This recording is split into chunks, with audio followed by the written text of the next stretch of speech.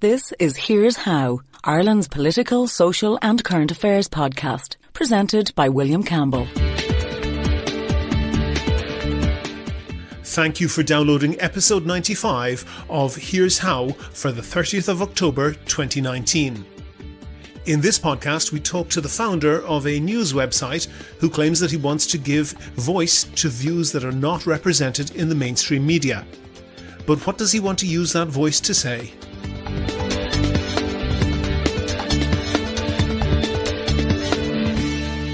Here's How is Ireland's political, social and current affairs podcast. Make your view heard. Just dial 076 603 5060 and tell the world what you're thinking. Your voicemail may be included in the next podcast. You can find tips on recording your contribution and other ways to contact the show at here'show.ie/call. Coming up in a few minutes. So we have backers. We're unashamed about this and open about this, that the Life Institute, which is a pro-life charity and campaigning organisation. Many people would associate that, particularly given the personnel involved with youth defence. Yeah, it's true, but it's a bit like saying you'd associate the Labour Party with the old IRA. That's coming up in a moment. In fact, it's coming up very, very soon because I do have some editorial comments, but I'm putting them after the interview for reasons that will become evident. On the line now, I have John McGuirk. He was a prominent and articulate, though ultimately unsuccessful campaigner against the abortion referendum in 2018.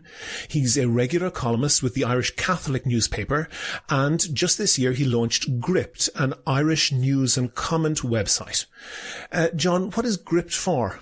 Gript, I guess, is an attempt to create space in the Irish media that doesn't already exist. That space, to my mind, exists on the centre right of where the Irish media currently is. And to not so much, people use phrases like breaking the consensus or, challenging the establishment, or all the rest of it. But what I wanted to kind of do, what we wanted to do, it wasn't just me, was to create an environment where conversations that are already happening up and down the country can be reflected in a way that they're not currently being reflected in the rest of the media. There are a whole range of issues where that might be an example, but I suppose the two most prominent ones, the ones that jump immediately to mind, are the issues of immigration and climate change, where I would say that we live in a country where there is a progressive consensus on those issues in the media and in the political classes. I don't think that's unfair to say. Pause on that for a second. Are you sure about that? Because I know, you come from what might be called the pro-life movement. You have been allied with, not necessarily formally, but you're on the same side of the argument as people like David Quinn, Breda O'Brien, who regularly, from their newspaper columns, from their own writing in their own newspaper in the Irish Catholic and so forth, from their frequent TV and radio appearances, say how they're being censored and not allowed to contribute to the conversation. We can almost not get away from that.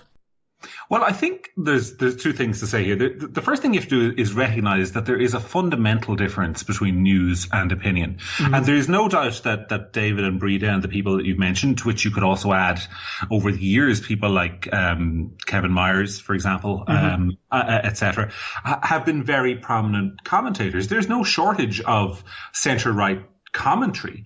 What I think there is an absence of, though, is I always say that when people say there's a progressive bias in the media, that is not necessarily true in the sense of how stories are written. And I've argued with journalists about this over the years. You're saying there is not a progressive bias in the way stories are written? In the way stories are written. And that's the emphasis on the way stories are written, because, any journalist worth their salt can can go down to a protest, write up one side said this, the other side said that, this is what happened, peace. Where there is, I think, a selective bias in the media is how stories are selected. So it's what we're talking about to begin with.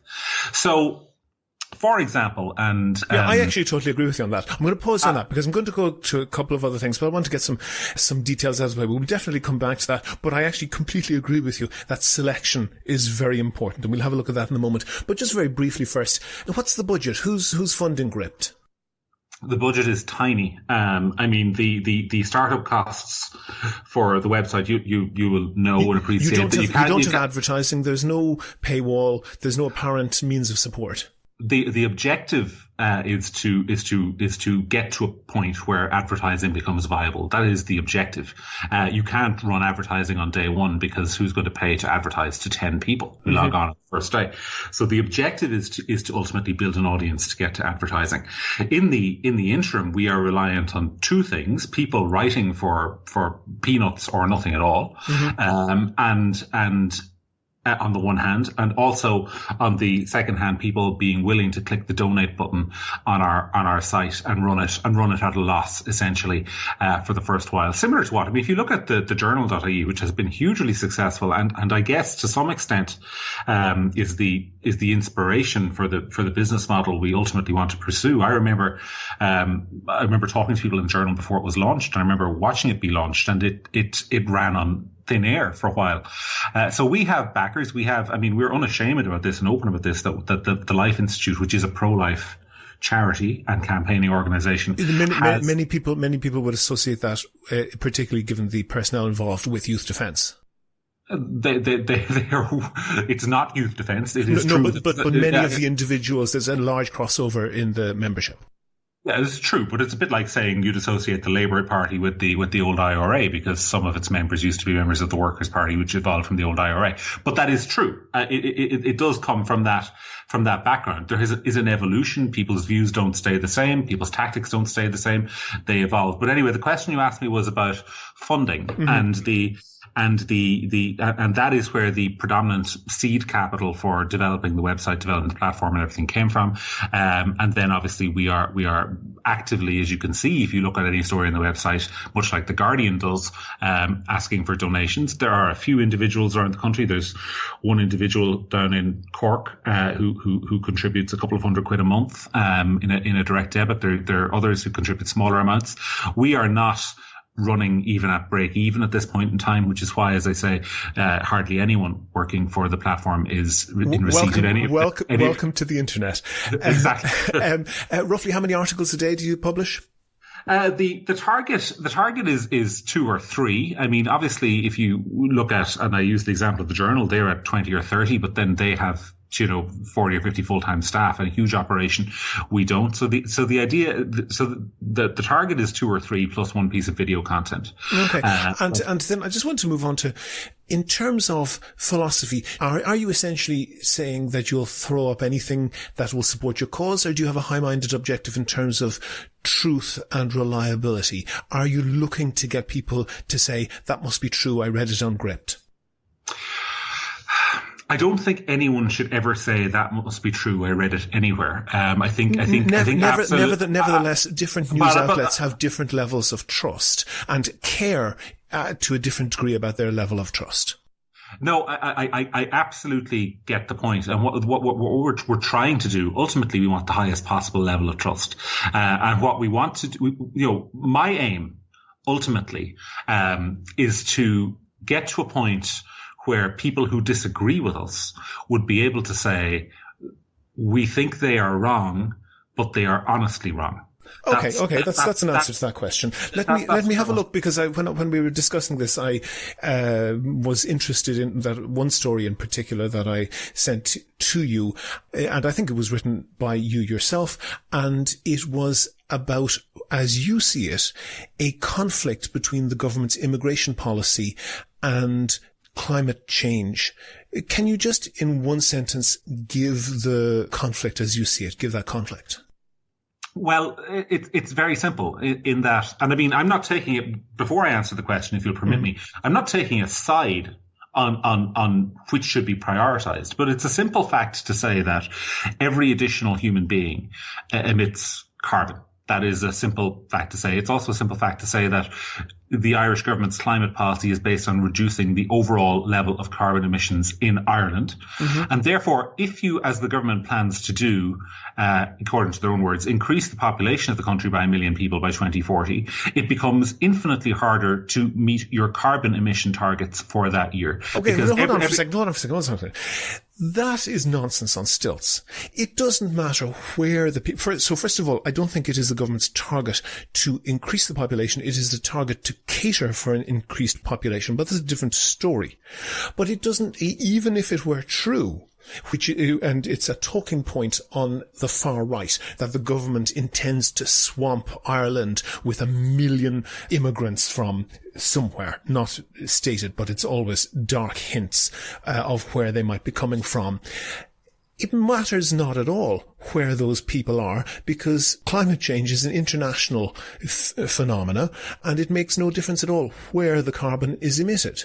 Well, with respect, what you're trying to do there is have it both ways. In terms of the reference to a far right talking point, what I'd say is this: the government plans to cater for an extra 1 million people. I will accept that 100%. And can I also say, for the record, I think the far right idea that the government is trying to replace the population with other people is absolute nonsense. So you have that on the record. However, the core of your argument is that somebody emitting carbon in Luxembourg versus somebody emitting carbon here makes no difference. And if somebody from Luxembourg moves to Ireland, it makes no difference because climate change is a global problem. And that is true, but there's a but, William. And the but is that Irish government policy is not to reduce carbon emissions in Luxembourg. It is to hit carbon emissions for the island, or the 26 counties, but I suppose you might as well say the island of Ireland. In other words, we on this island have to emit X amount of carbon by 2030.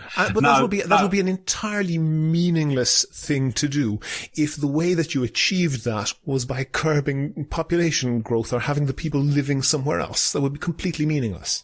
But, well, you might argue that, but you would also have to say that in order to accomplish it, and this is the simple point I'm making, in order to accomplish the carbon targets you're trying to reach, if you increase the population level, you either have to reduce the carbon targets to inflict the same level of pain on every citizen, or you have to keep them at the same level. And if there are more people, that means every citizen has to reduce their individual levels of carbon more. It's a simple mathematical sum. It's not, John, because first of all, it assumes pain, as you put it. And in fact, the pain, as you refer to it, is adaptation. And one of the things, because heating accounts for 40% of our carbon output, one of the things that needs to be done is building what are called passive homes. That's to say, homes with heating standards that essentially don't need anything to be burnt in order to keep them warm. That basically doesn't inflict pain on anyone other than conservative industries that don't like change. Well, hold on a second. It does increase costs, for example, because if you mentioned passive homes. So there was a report, and this is a podcast, so I don't have the facts in front of me, but I'm happy for you to check them up afterwards, or you to ask me for it, and I can send on to you. We'll put a link in the show notes, yeah. There was a report suggesting within the last couple of years that the individual cost of building every new carbon neutral house, or adapting an additional carbon home like my own, adapting an existing home to become a carbon neutral home, was in the region of 25,000 euro per home. So if you have more people, you have more homes to adopt, so your costs go up. I accept we disagree over the word. If you have a larger economy, hold on for a second, if you have a larger economy, because the population is larger, that doesn't inflict any greater cost on any individual. But if you have a larger economy, I mean, you're defeating your own argument there, because if you have a larger economy, you have larger emissions to start. Not necessarily. You don't have larger emissions per person. Well, hang on a second. You have a larger economy, you have more emissions, because the single biggest link between emissions and any human activity is economic growth. That is why you have the degrowth movement in place. Okay. Let's park that for a minute. But I think that truth on this is very important, and there's been an awful lot of essentially spin. And I want to look at one article that you published, and this is in the top paragraph of the article, written by Bruno Pontes, published on your website that you're editing. And it's talking about the hack of the University of East Anglia Climate Research Unit emails. And your article says that these emails showed the scientists plotting to manipulate data so as to make the warming theory look credible, to suppress evidence that contradicted the thesis, and to boycott and discipline divergent researchers and journals that published the writings of people who didn't believe in climate change. That is flat out false. That's not an opinion. That's a fact claim. And it is an entirely untrue fact claim. There were 8 major investigations into those hacked emails, including by the House of Commons Science and Technology Committee, including by Pennsylvania State University, by the United States Environmental Protection Agency, and by the US Department of Commerce. All 8 of those investigations came to the same conclusion, which was that there was no evidence of fraud or scientific misconduct. And this is a talking point on the far right of climate change deniers claiming that these emails showed something which they didn't. And you're reporting as fact this untrue claim. There are a number of things that you've just said before I get into the meat of the thing, which I'd like to respond to. The first of all is that I take significant exception to the notion that climate change denial, as you put it, skepticism as I would call it, is far right. I think it is held far more widely than that. Secondly, I would say that while you are correct to say that those are Bruno's words, it's factual to say that's what Bruno wrote. It is not factual to say that it was a news piece. It was a comment piece, and that is Bruno's opinion. No. It's not an opinion. He is making a fact claim. He is saying that the emails showed the scientists plotting to manipulate data. It showed no such thing. Hold on a second. He's saying it is that his opinion is that what the emails showed. No, that's not a fact. No. That's not an opinion claim. That's a fact claim. With respect, if I could finish without interruption, William, the point is this. First of all, the East Anglia Climate Research Unit emails is a very good example of the kind of thing I was talking about at the very beginning of this podcast, where I mentioned story selection. That happened, I believe, in 2005 or 2006. I can't remember, but I remember it at the time. Mm-hmm. So it's not news now. It happened years ago, but I do remember at the time it wasn't covered in the Irish media at all. The second thing is that there are a couple of things that we can say with absolute fact about those emails that nobody who reads them can dispute. The first is that they do show scientists talking about each other, how to ensure that a paper skeptical of the claims that those scientists were making is not published in a reputable journal. That is an absolute fact. That's what the emails show. Hold on for a second. It is entirely proper for scientists to endeavor to maintain the integrity of the science.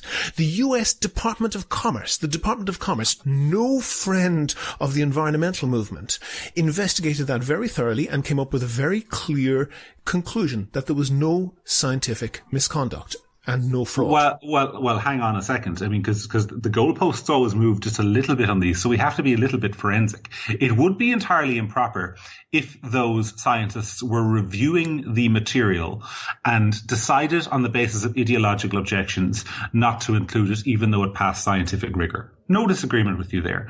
However, the scientists concerned were not in any way involved in reviewing the material. They were talking amongst each other about how to contact those who were. And entirely properly. Therefore, you cannot say, and with respect to the US Department of Commerce and everything else, and one of the things that we do in the world is we don't take, and one of the things climate change advocates often do is they take decisions by big government on merit that they wouldn't take from big government on merit on any other topic whatsoever. So we say all of a sudden that because no impropriety was found, no formal impropriety was found, that there was nothing at all dodgy about this.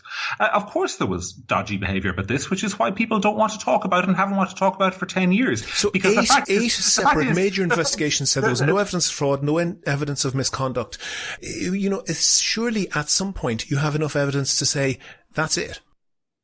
I don't think it's necessarily about whether or not there was formal misconduct. I think if you read those emails, they can show you much more about the environment in which this is being discussed. Wait, what? There were tens of thousands of emails. Have you read them all? I read a significant number of them at the time. Well, there have been quote mined out of context excerpts published almost ever since on far right, and I will certainly say it, on far right climate change denial websites. That's not an investigation, and reading a few quotes out of tens of thousands of emails isn't a legitimate basis for making a decision for yourself. We will just have to disagree on whether or not climate change skepticism is far right, given that the former and founding head of Greenpeace... Not essentially, but it's certainly frequent there. For your listeners who mightn't be aware, one of the people who's skeptical about climate change is one of the founding fathers of Greenpeace. Who's not, I don't think, a far right individual. I, by the way, myself, I'm not necessarily skeptical, but I think the constant shouting down of those who are is not healthy. Nobody's shouting down. Then hold on for a second. The proportion of relevant scientists who are skeptical about climate change is significantly less than the proportion of relevant historians who are skeptical about whether the Holocaust happened. It is amongst the relevant scientists, that's to say the scientists who study and publish in that area.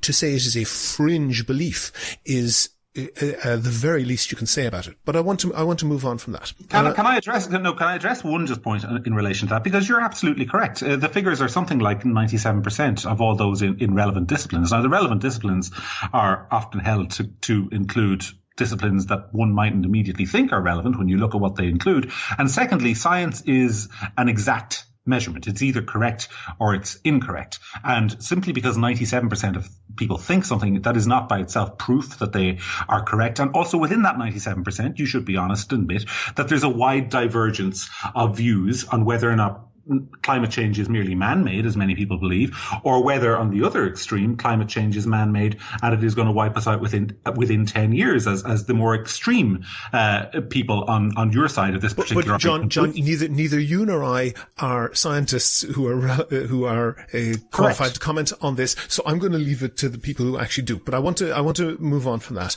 and I want to just have a look at. And you say that I think you've been trying to put some distance between yourself and the far right, but I was looking at one article which is about what's called the PiS, or it's called the Law and Justice Party in Poland. And the headline on your article is How Poland's Pro-Family Patriotic Party Increased Its Vote. And the article is in pretty much the same tone as that headline. It is really adulatory of the PiS.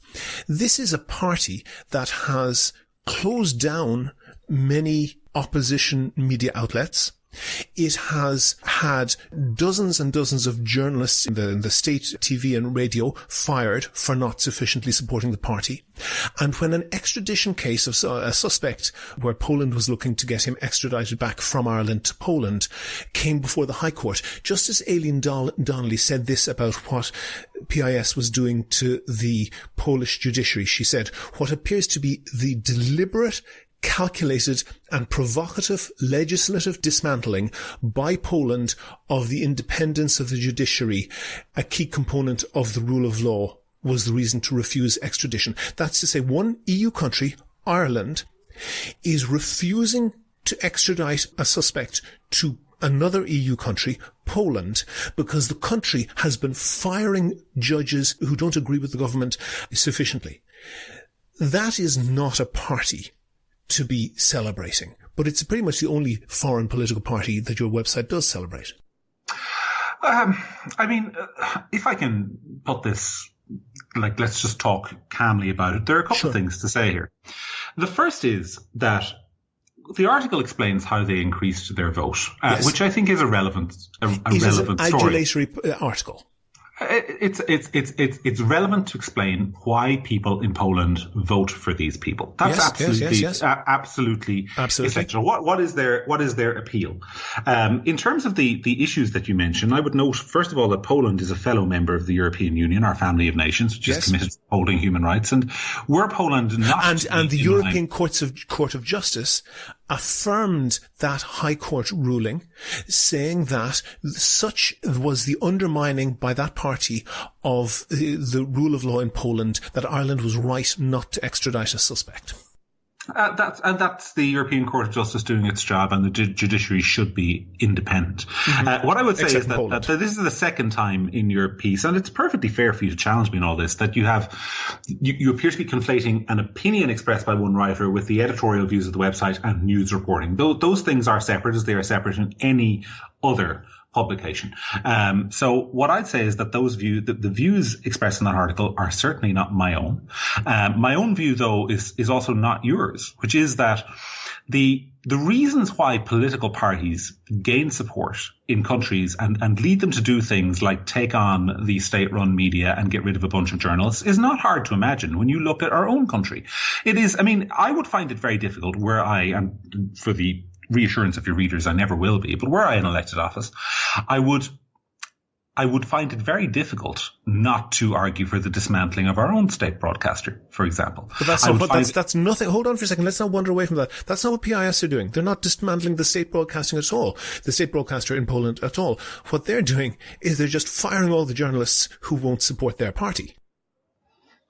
And they're firing all the judges in from the courts who won't support their party. And in my view, and for the record, I believe that is completely wrong. However, they are also winning significant amounts of support in Poland. And it is worth noting, it is worth an article explaining why they are as popular as they are, which is why I took the decision to publish that. It is not necessarily, they are not necessarily my own views. I would not vote for them. I am a conservative. I'm not a nationalist. I have never been a nationalist. I never will be a nationalist. But I do believe that when you have a significantly popular political movement, then the case for that political movement needs to be put and explained to people in other countries who might be wondering why on the earth are the Poles voting for these people. Because you often see the coverage in the Irish media, and I'll use a different country as an example, one that people will be perhaps more familiar with, which is the one right across the Atlantic. I remember the front page of the Irish Times the morning after the election in 2016, which ran, I think, 6 separate pieces lamenting in so many words the collapse of American democracy, with no attempt to understand at all why the result that took place had taken place. And but the difference there is that the Irish Times is a private institution, and if you or I have the means and the talent to set up our own newspaper in the morning, we can do that. This is PIS dismantling the editorial independence of the state broadcaster in Poland and dismantling the independence of the judiciary, which, as Justice Aileen Donnelly said, was a core element of the rule of law. So this is not some individual who's entitled to express their view. What they're doing is they're dismantling the independence of the judiciary and the state broadcaster.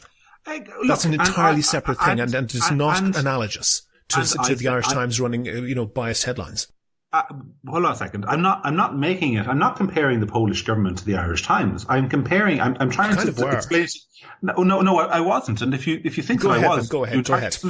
What I was doing was I was explaining the context of why I took the decision to publish that article, which was that I think it is important when a movement that people might be questionable about wins support, that people understand the reasons why it did. What is that political party doing that is causing people to vote for it, even though you might believe that its actions are unconscionable? Yes, so but John, hold that thought, because as you phrase it, that's an interesting thing to do. But the answer was essentially in the headline saying how Poland's pro-family patriotic party increased its vote. What's pro-family about firing independent judges? What's patriotic about firing journalists who don't agree with you? What you're doing there is you're focusing on the aspects of this essentially authoritarian party that you like. This is not, it's different entirely in scale, but it's not different in principle from the idiot argument that, Hitler built nice motorways. It is focusing on an entirely irrelevant aspect of an authoritarian government. Much like President Higgins did the other day when he praised the Cuban leader's commitment to democracy when Agreed. He met him. Yes, absolutely. I agree. Okay? So you're doing the same thing. No, hang on a second. What I'm saying is, first of all, it's an honor to be compared to President Higgins, a fine individual who I think all your listeners will appreciate. But what I'd say is this in response to it, because this is a very fair question. Pro-family and patriotic is how they describe themselves. And that, I think, that phraseology is core to understanding their appeal. They believe they argue that they are returning Poland to a place where the family and love of country and a sense of community is at the centre of Polish life. Yeah, but it's a very limited idea of pro-family and a very limited idea of a sense of community. So, for example, Lech Kaczynski, the mayor of Warsaw, banned gay pride parades, and when asked to discuss the topic, said that he wouldn't meet with perverts. Despicable language. But hang on a second. But not what you report. Hold on a second. The Polish people are voting for these people. Why are they voting for these people? Because those ideas apparently have popularity in that country. And what you're saying is that our coverage essentially, I mean, and this is, I think, where you and I fundamentally disagree about the role of journalism. And I think it's an interesting conversation to have, because I think what you're saying is that journalism reporting on movements of that nature should say to the people reading at home, these people are popular, but some of the stuff that they do is objectively despicable. In our opinion, objectively despicable. And that, therefore, subscribes, in my view, to the progressive view of journalism, which is that journalism is there as a bulwark against movements that we don't like. And that is a legitimate point of view. It is not, however, the view of journalism that I subscribe to, because I think when you go down that road, when you start empowering journalism and you start saying, well, hold on a second, journalism is to make sure that there is never fascism or Nazism ever again. It starts off as a laudable goal, but it tends to end up with everything you don't like becomes Nazism. So I accept 100% that the policies that you describe in Poland are utterly despicable. And in fact, I will undertake right now on this podcast to go and write an article on the website about that myself. But I think it is also legitimate to provide a point of view saying, why is the ordinary Polish person voting for this political movement? And that's well, I agree with you. I agree with you on the last point. I'm not sure that your article covered that, but since you're saying you'll write another article inspired by me, I feel very proud. I'm delighted, and I look forward to reading that. But I want to move on. And one thing that you mentioned there was this Godwin's law that everybody who you disagree with is Hitler, and this is essentially a logical fallacy of ascribing all negative characteristics to anyone you feel negatively about. And that is essentially straw manning. And I want to just get your opinion on one. And I know that you've been involved with, at least with the individuals involved in the pro-life movement. And I'm wondering, how would you feel if somebody ran a headline, let's say, in the front page of the Irish Times, since you mentioned them, saying the March for Life protesters all paedophiles? And I'm sure you can imagine that would be an entirely illegitimate thing to do. And it's perhaps the lowest form of journalism to, when you can't substantiate a story, to put a question mark at the end of it. And I just want to look at one of your headlines, written by you, by the way. It says, "Are Irish Extinction Rebellion protesters being paid to protest?" What evidence do you have that protesters in Extinction Rebellion in Ireland are being paid to protest? The fact that it's a global organisation and the protesters in the UK are being paid to protest. It's entirely untrue, completely untrue. What evidence do you have that protesters in the UK are being paid to protest? As I understand it, and I don't have the article in front of me, but the evidence is in the article. I mean, it's it was a newspaper report from another newspaper. Let's slow down. Because you linked to an article, and I do have the article in front of me, in the Mail on Sunday, but the article that you linked to actually did not make that claim. What the article you linked to said was that some of their full-time volunteers were being paid. And I would imagine that every non-governmental organisation, every major pressure group has paid staff. And it's entirely unsurprising that a large protest organisation would have some paid staff working their office or working as organisers. It's entirely unsurprising. Which is the fact that the Mail on Sunday decided to make that a splash headline is up to them. But you then converted it to saying that the protesters were being paid. There's no suggestion that that's true in Ireland, and there was no suggestion in the Mail on Sunday that that was true in the UK. Would you accept that those are two entirely different things, that the activists, the organisers who run the office or who go out and organise local groups, being paid is an entirely different thing to the protesters who come out for protests being paid. It's a distinction of convenience, I would say. No, I mean, hold on for a second. Hold on. So you said you talked about the Life Institute. Are there any staff there? There is one full-time member of staff. Yes. Okay. That's a considerably smaller organisation than Extinction Rebellion, and that person is paid. Yes. Yes. That's entirely different to suggesting that the quite a few thousand people who came out and marched on the March for Life are paid to come out and march. That is correct. What you said in your article entirely falsely was that the protesters were being paid. That was entirely untrue. There was no suggestion of that in the Mail on Sunday article that you linked to. Well, hang on a second here. There is a difference. I mean, if somebody is sitting in an office and performing administrative work, that is entirely different to somebody who's on the streets and protesting. And there's absolutely no doubt. And in fact, if you listen back to the recording, you said it a few minutes ago yourself, that the organisers and stewards and all those people, as you described them. There's no mention of the stewards. I've got the article in front of me. There's no mention of the stewards. It is referring to full-time activists. I was referring to what you said a couple of minutes ago. And in fairness, you may not have said the word stewards, but people can listen back. But the full-time people who are on the streets, I mean, these Extinction Rebellion protests, you compare them to the March for Life, and there is one significant difference, which is the March for Life, or indeed the March for Choice, or most protests that we're aware of, happen for one day. Yes. You know, you pick a Sunday, you go out, you have 10, 20, and everyone argues when people are there, and everyone goes home, and the activists feel great, and the opposition spend the day saying it was rubbish and all that nonsense. But the Extinction Rebellion protests are substantially different in that if you look at what's happening in London and Dublin, I'll use Dublin because it's our own country, where you have people occupying Merrion Square for the guts of a week. Oh, okay, you're going way off the topic here because you wrote a headline. Do you know, John, you wrote a headline saying are Extinction Rebellion protesters being paid to protest? And I asked you, do you have any indication that that's true? And the answer is no. You have no suggestion that that's true. I'm coming back to the kind of people who are being paid in the UK and how they differ from the case that you are making. And I am saying that you cannot hold a protest for a week or more in the one place. So people who don't have jobs, clearly, who can spend a week in one place without providing them with some remuneration. That is not to say that every individual who is there, somebody who pops in on a Monday is being paid or somebody who pops in on a Thursday is being paid. But people who are there manning the lines Monday, Tuesday, Wednesday, Thursday and Friday, those are the people who are being paid, who you are calling organisers and administrators. But yes, which is exactly the case with Extinction Rebellion in the UK, as reported in the Mail on Sunday. But in this context, those people are not mere administrators because they are the people manning the protest from Monday to Friday. No, there's no suggestion of that. There's no suggestion of that in the article that you linked.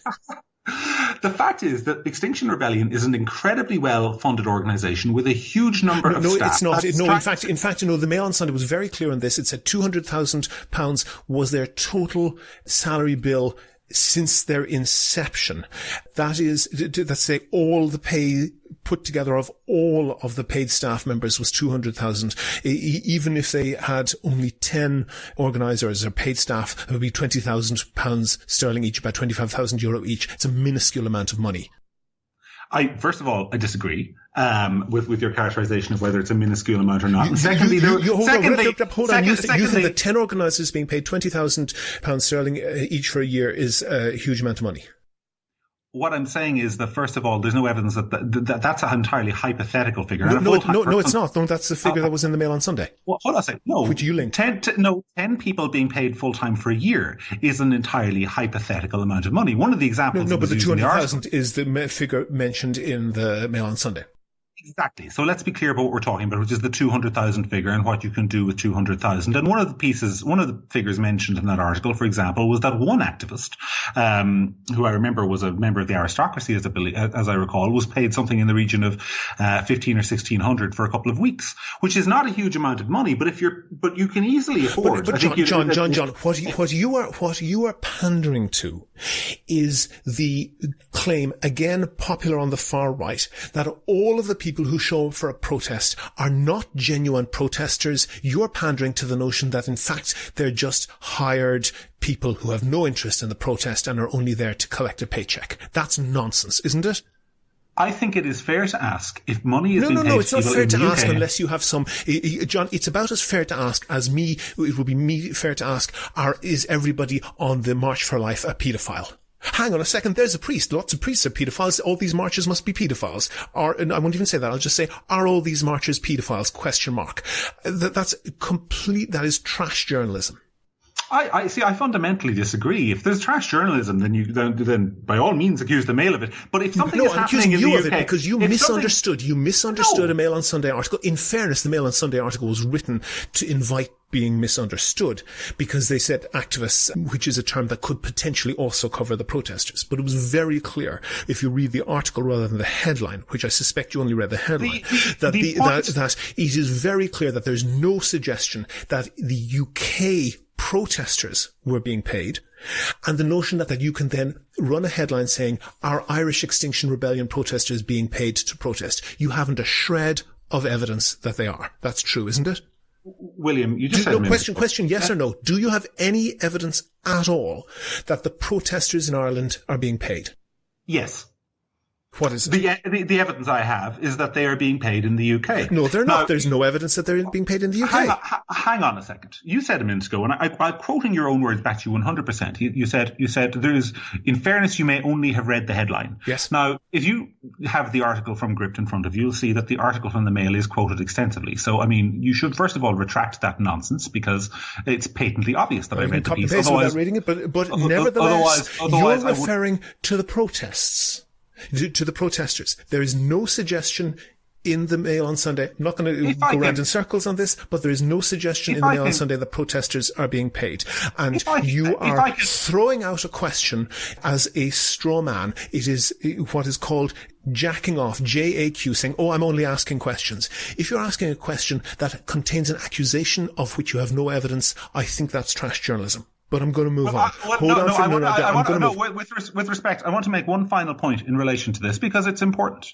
The reason that I wrote that piece, and people can read it on gript.ie, they can go and read, see what we have been fighting about for the last 10 minutes, is that I believe it is absolutely essential that all movements are held to account. And what that article was actually about, it was commentary on the Irish media saying that the Irish media would not and will not ever approach anyone from Extinction Rebellion Ireland and ask them if the same policies that apply in the UK are being applied to Extinction Rebellion Ireland. I said it simply won't happen. You're running a news website. Why don't you ask them? Because we did actually email them. They didn't respond. Oh, well, but hold on for a second. Hold on. John, hold on.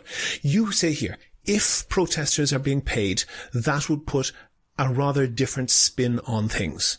And that's entirely true. And you're trying, without evidence, to imply that they're being paid and put a spin on it. But let's move aside from that, because I want to move aside of that. And rather than looking at your ethics, I want to look at an article that you commented on ABC. ABC News Channel is part of the ABC Broadcasting Corporation, was originally one of the three major networks in the United States. I'm not aware that ABC or the ABC News Channel is available in Ireland. I guess I don't have a big enough satellite dish, but you ran a headline saying, will Facebook label ABC as fake news after hoax war footage? And what this referred to was that ABC News ran an incorrect piece of videotape when they were reporting on the Syrian war. There's no evidence that they did it deliberately, and there's no evidence that it spoke to any bias. It was just video images of night firing, and whether that happened in Syria or not, clearly they should not include incorrect war footage, but if you're broadcasting 24 hours a day, sometimes you will make a mistake. But there's no suggestion that the ABC News Channel ran a hoax. They made a mistake. Why would Facebook label ABC as fake news? Because they made one error of fact.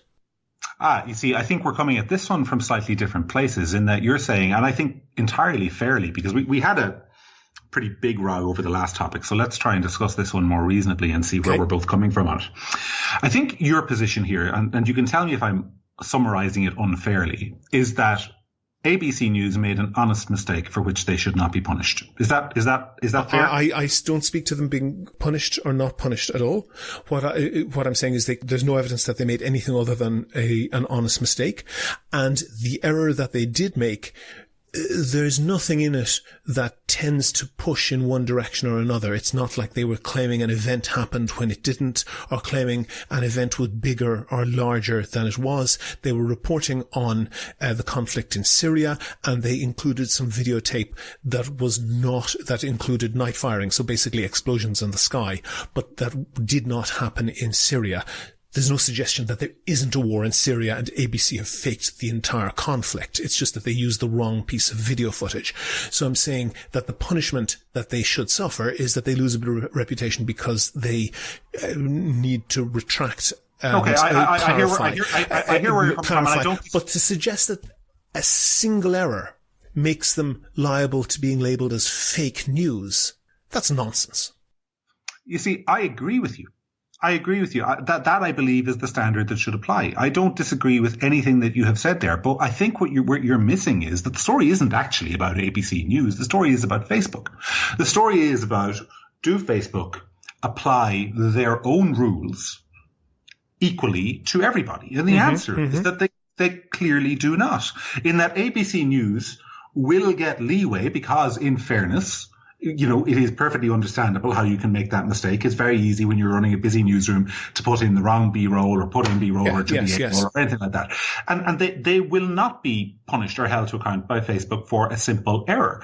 But, and this is where the but comes in, Facebook do not apply that standard all of the time. Can you give me an example where for a simple error that did not betray a bias in one direction or another, they held someone responsible?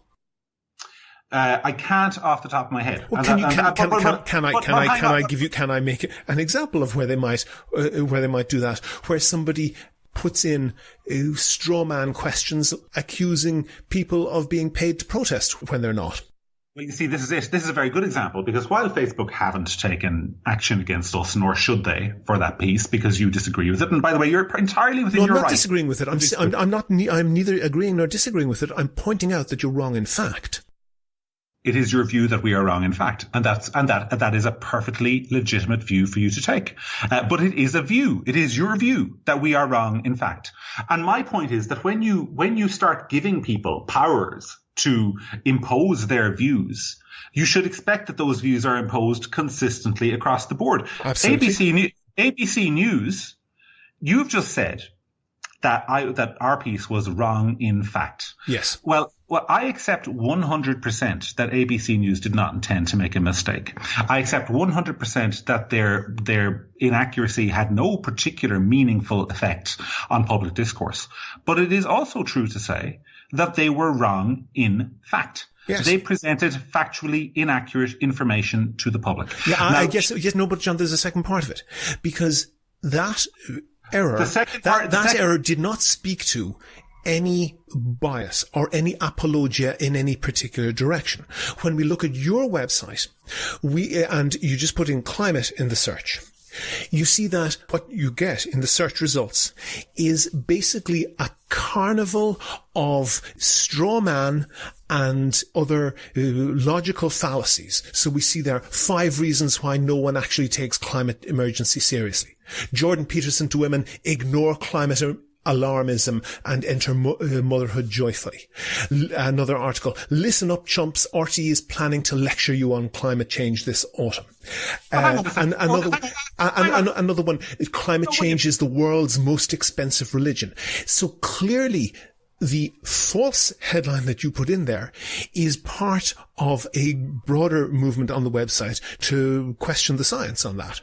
Hang on a second, because this is very important. Go through, and if you've read them all, we could discuss each one of them individually. Yes. There is huge amounts of evidence out there that a significant number of people do not take climate change seriously. Yes, and they get interviewed and featured on your website, and the great bulk of the people who are qualified to talk about it don't.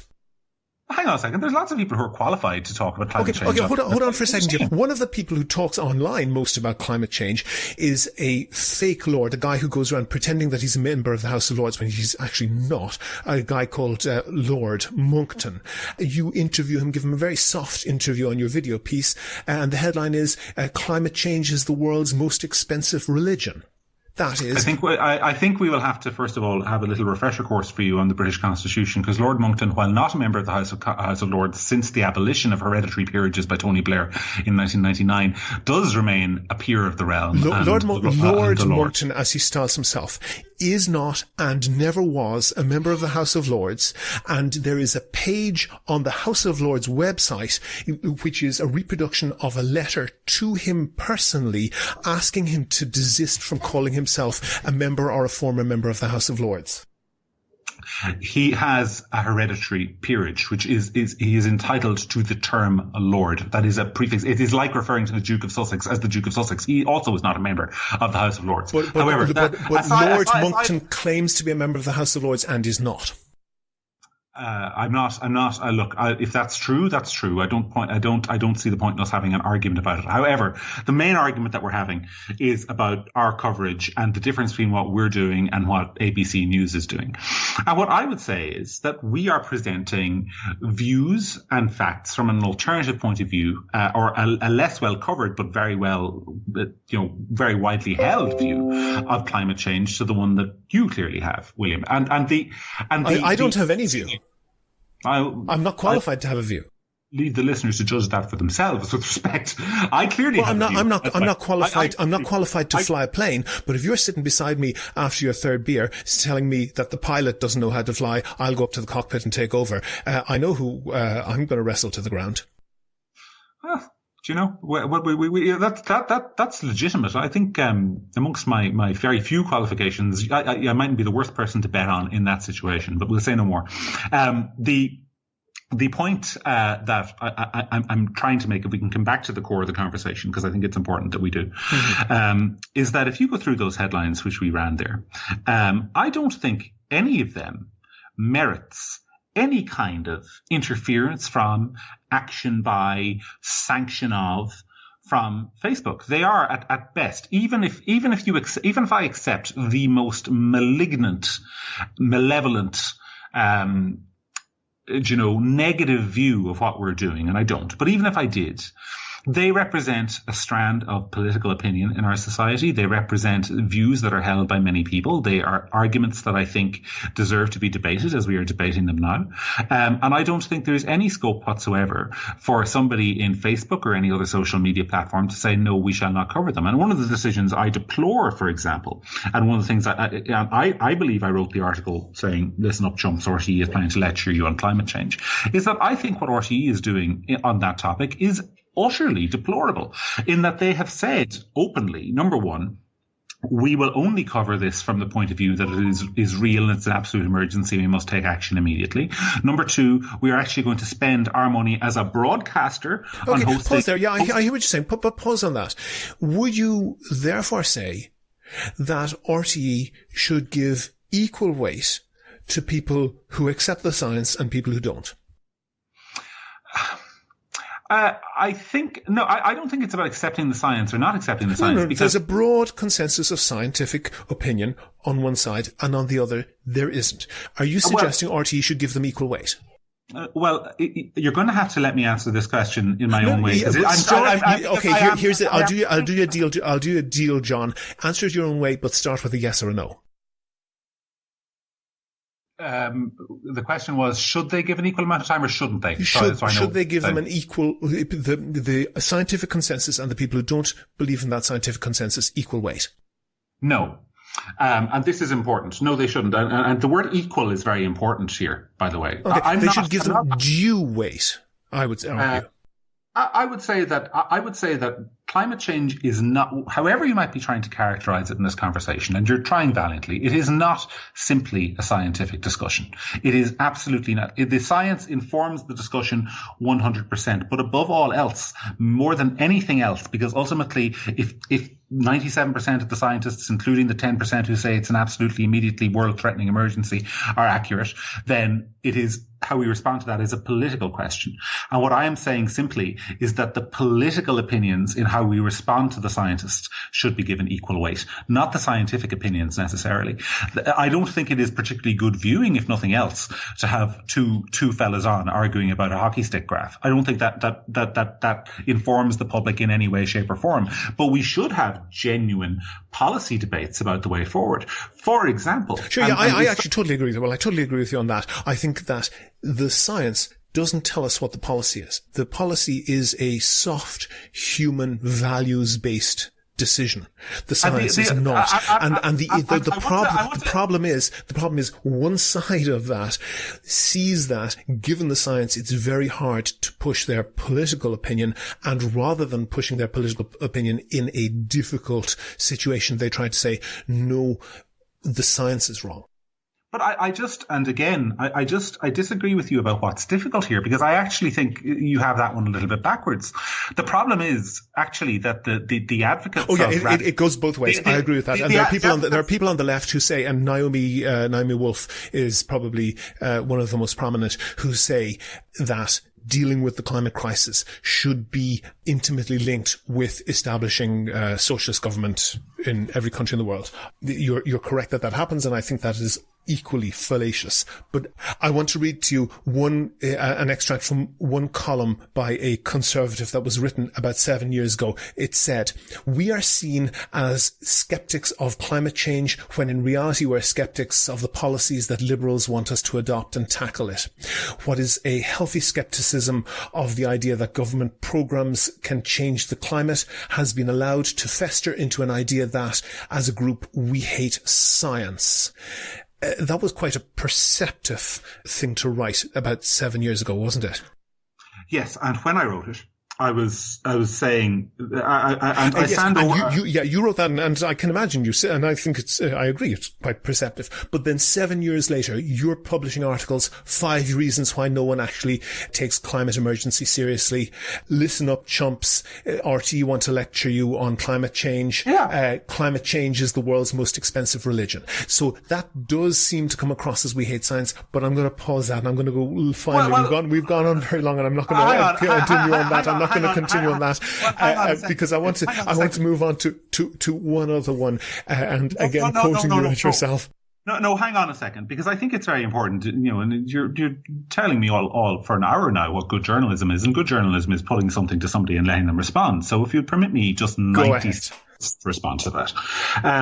It is absolutely true that is how conservatism is largely perceived. Even to this day, it is largely perceived as so. For example, one of the things about me, if I can lay out my own views on the matter, is that I resolutely believe that we have to take massive amounts of action to protect the seas, the oceans, the animals, the plants, all the rest of it. Where I have some skepticism, where I think a lot of people have skepticism, is the idea that it is possible via policy to change the makeup of the atmosphere in such a way as to change the long-term temperature of the planet.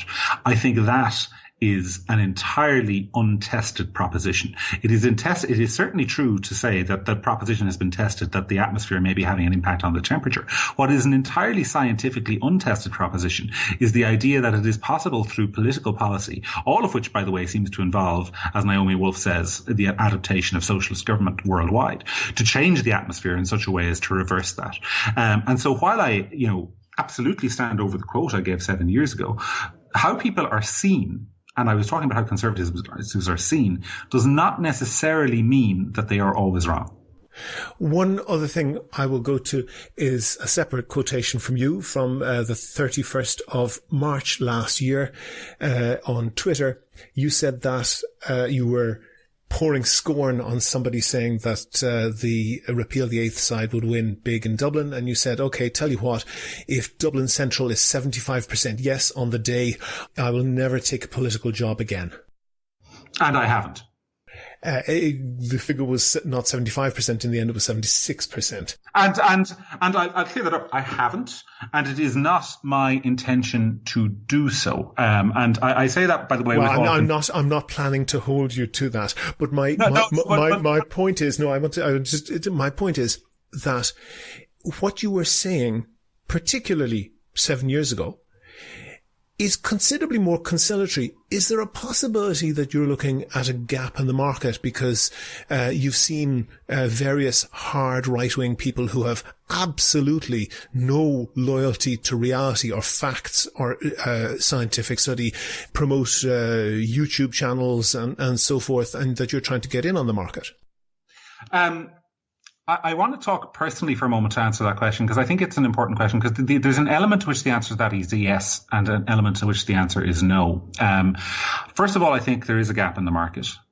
I think that one of the things that has happened, particularly since the abortion referendum, although it was possibly happening before that, is that an awful lot of people, and when I say an awful lot, I'm not talking about 50% of the public, I'm not talking about 20% of the public, I'm talking about maybe 5 to 8% of the public, which is still, by the way, an awful lot. It's about 4 times the number of votes for the Social Democrats, who are taken seriously enough, are getting increasingly disillusioned with the country that we live in and the political system that we live in, and that is leading them down the path of attending meetings of and supporting individuals who I won't name on this channel, but everyone will know who I'm talking about, who have, first of all, complete detachment from reality, and secondly, genuinely fascist views. And I think that is very, very dangerous. And I think there is a tendency sometimes in progressive circles to kind of go, look at the loser troglodyte pro-lifers wandering off to talk to those people, and we'll dismiss them and laugh at them and they'll go away. And blah, blah. The problem is that if you look at the rest of the world and you look at the rest of Europe, there is every possibility that will happen, but there's also every possibility that 5% will suddenly find somebody who doesn't believe that 5G gives you cancer, or doesn't believe that, you know, the airplanes are putting chemicals to control your brains into the atmosphere, but who is articulate and able to turn that 5 to 8% into 13 or 15% and hold a government to ransom. That is a real possibility. And I think there is a gap in the market to talk to that segment of the population in a way that, first of all, makes them feel we're being represented, our views are being represented, but also says to them, and you've discussed a lot of articles that we've written on Gript on this piece, as is your absolute right. But for example, I wrote a piece at the weekend lambasting 2 individuals who I'm referring to by name for their behaviour in one of the towns with a direct provision centre, and suggesting that a better way to deal with this might be to provide some economic incentives to those towns. I think it's important that there are people who are able to address that chunk of the political market in a way that defuses some of the more extremist voices rather than simply amplifies them. And to that extent, yes, I'm appealing or trying to appeal to a gap in the market, and I don't deny it, and nor would anyone else who writes for us. But the second point in terms of a gap in the market, and I want to be absolutely clear about this because it relates to the question you asked about my tweet about not taking another political job again, is that I'm absolutely 100% not seeking a gap in the market for myself. I have a very nice, quiet life down here in Tipperary. This will surprise people, but I genuinely do not. I'm shy. I don't like people particularly much, believe it or not. I'm not very. I really hated that pro-life campaign, the referendum campaign, as I think anyone who is honest on either side of it will tell you that they hated it because it was so nasty. And hands up, I contributed to some of that nastiness. So did others on both sides. It was a genuinely. It wasn't. The whole thing, even had we won, it would have been a shattering experience. Because I think in campaigns like that, you see the very worst of people. And oftentimes I think it's important that we try to focus on seeing the best in each other, even when we disagree. So what Gript is, it's an honest attempt to express the political views of a chunk of the population that simply do not feel represented right now. So I hope that's an answer. It's as honest an answer I can give you. I recognize 100% that some of the things that you've said to me in this conversation, particularly the one around the political party in Poland, where I think, you know, publishing that piece without publishing something else more newsworthy on the story and was probably an error. But I would plead to you that 2 months in, we're bound to make the odd error. But I do think that there are ways that we can improve. But I also think, and I'd say this to your listeners, what we're doing is in some ways, I think, very necessary for the long-term political health of the country. I don't think there's going to be a Conservative majority tomorrow or in 20 years, but there could be a very significant you've used the term a lot, far-right movement in that time frame, if those people are not provided with a more conservative outlet for their thinking that rejects those kind of policies. John McGurk, editor of Gript, thank you very much for talking to me. No problem. Make your view heard. Dial 076 603 5060 and leave a contribution for the show. You can find tips on how to record a good contribution and other ways to contact the podcast at here'show.ie/call. I linked my sources, including one supplied by John about the cost of passive homes, in the show notes that you can find on the website, but there was one thing that we discussed that I have to comment on. On the Gript website, there's a video interview under the headline "Pay More Taxes to Change the Weather, the World's Most Expensive Religion," with a man called Christopher Monckton. Gript presents him as an expert in climate change, and he makes various claims about himself. His first claim is that he's a member of the House of Lords. This is a straightforward lie, and he's been telling it for years.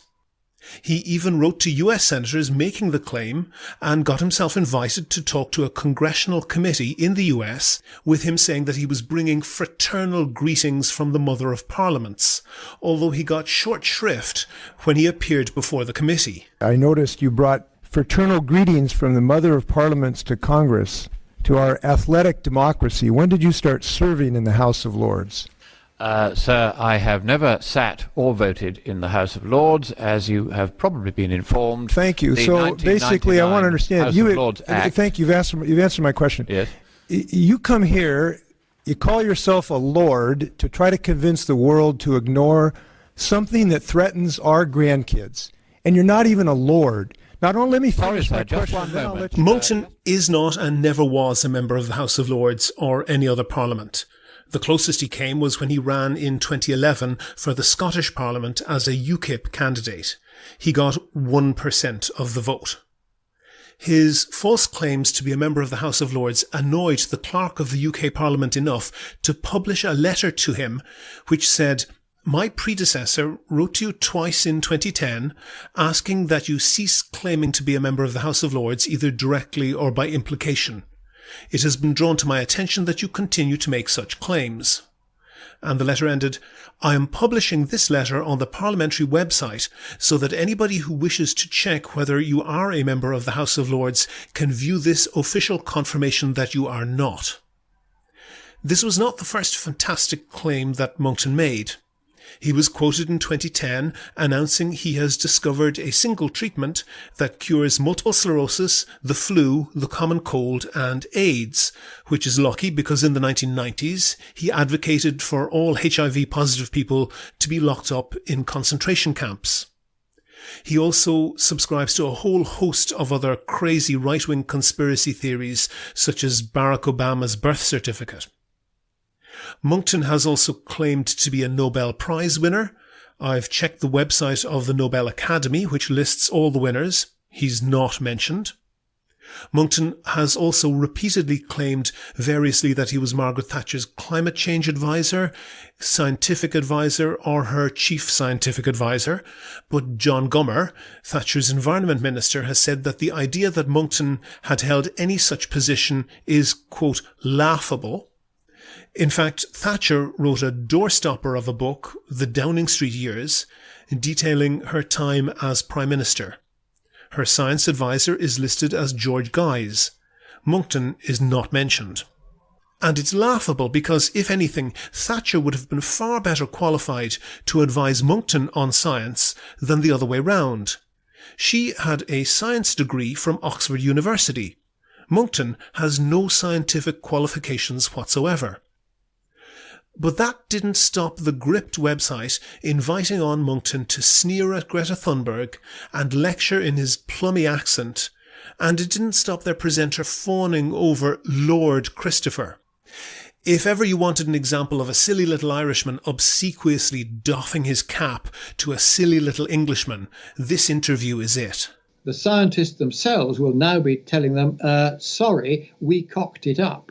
We got it wrong. We screwed up. But, Lord Christopher, at the same time, and I accept your point that the science will ultimately undermine their conclusions, is it not the case that whenever people like Greta Thunberg can stand up in front of the world's media and say we face a mass extinction and make claims John like McGurk that, asked me after our interview to include his last statement that he made unedited, and I've done this.